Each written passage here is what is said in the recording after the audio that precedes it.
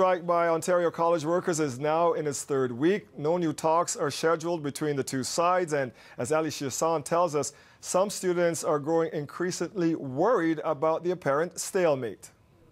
Equal work, equal pay, equal work. Dozens of picketers circled outside the location of, get this, a conference on campus mental health, while students stressed in the balance of this very strike, going on week 3.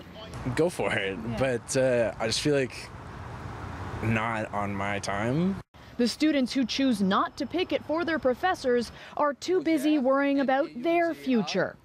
I don't know if we are going to really, graduate next year. I had some friends who were supposed to have a convocation in October, but it was postponed to June. There are lots of unanswered questions even after politicians duked it out in question period, where Premier Kathleen Wynne said why both sides need to get back to the table and get that agreement signed. Thank you. Supplementary. To which opposition leader Patrick Brown said, The Premier says she's concerned, but she's done nothing for 3 weeks to get both sides back to the table.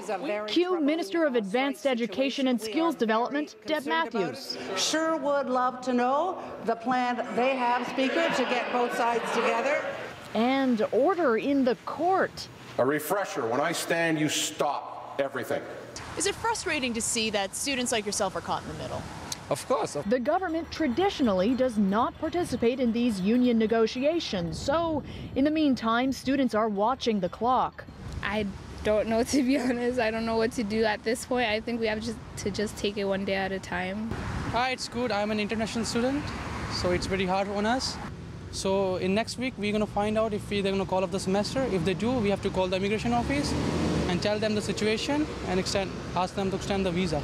That's pretty tricky situation. Back at the rally, the Ontario Public Service Employees Union asked for the students to think big picture. And it's hard for students, but the long-term consequences of the way the system is being run is absolutely devastating. Both sides are still far apart. Kathleen Wynne said she wouldn't rule out back-to-work legislation.